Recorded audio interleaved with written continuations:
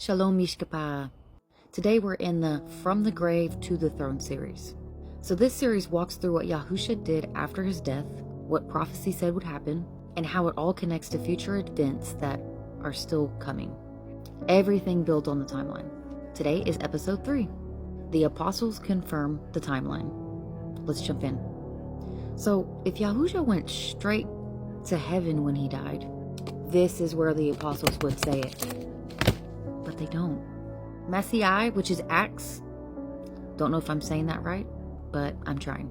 2:24 says, Him Elohim raised up, having loosed the pangs of death, because it was impossible that he could be held in its grip.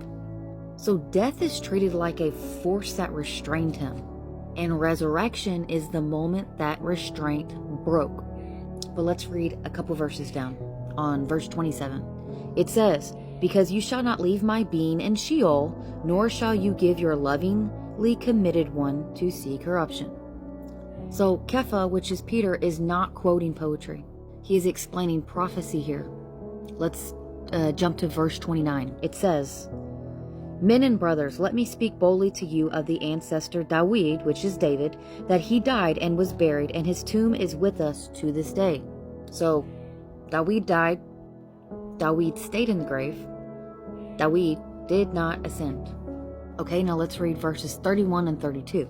It says, Foreseeing this, he spoke concerning the resurrection of the Messiah, that his being was neither left in Sheol, nor did his flesh see corruption. Elohim has raised up this Yahusha, of which we are all witnesses. This is the apostolic message.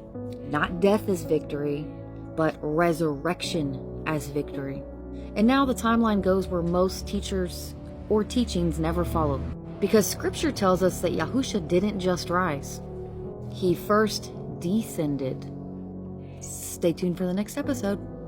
Shalom.